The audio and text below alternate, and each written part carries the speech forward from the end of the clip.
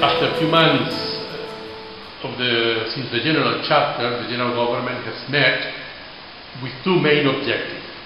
One of them is to consolidate the team as a community, because to be and to live as a community is one of the objectives that we have set for ourselves during these years.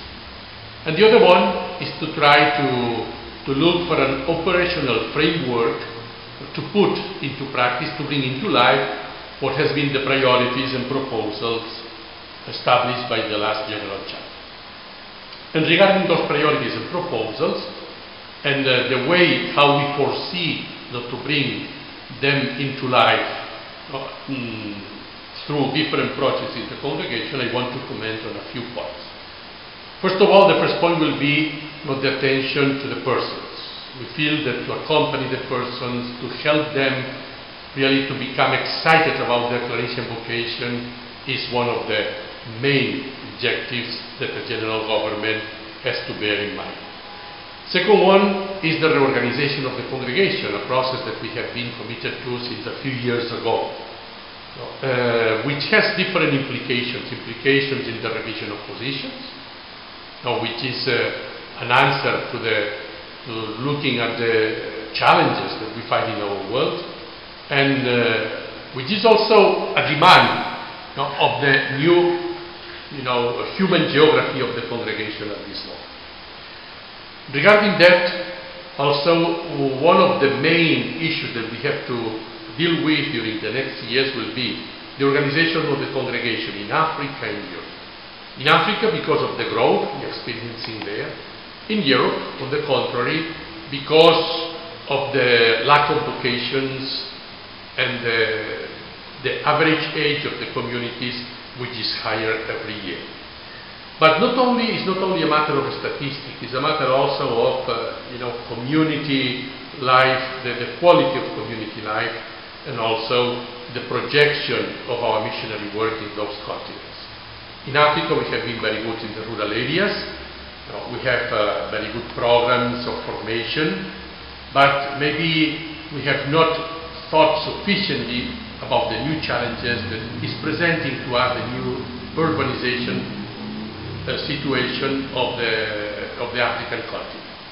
So those big slums in the big urban areas of Africa are asking us, are challenging us as missionaries, and we have to look for a response to them. In Europe also, we have to think on how to keep alive the missionary thrust of our communities and the missionary contribution that we have to give to the church in Europe. So this is asking us to look more carefully at the reality and even to approach much more confidently and generously to the world of the youth. During the following years, we will also establish a program that we will call the Forge, the Fragua, in everyday's life.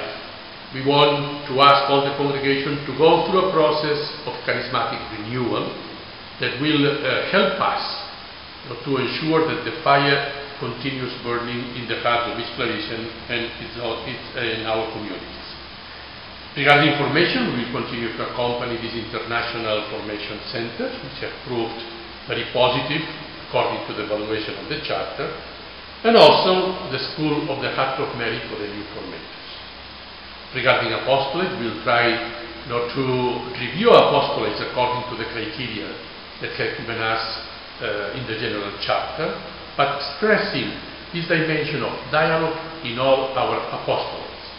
Dialogue with culture and with the different cultures, dialogue with religions, dialogue with the poor, that also ask from us a stronger commitment to justice and peace. And finally, regarding economy, we have to stress the personal transparency in economy, and also how to make more effective the solidarity among all the major organisms in the congregation.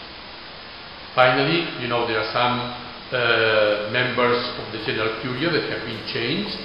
We want to thank the members of the general government, previous general government, that have gone back to their provinces and now they are engaged in new ministries given to them by the superiors, and also the people who have served in the general administration the different works in the Curia for their generous commitment during the last years.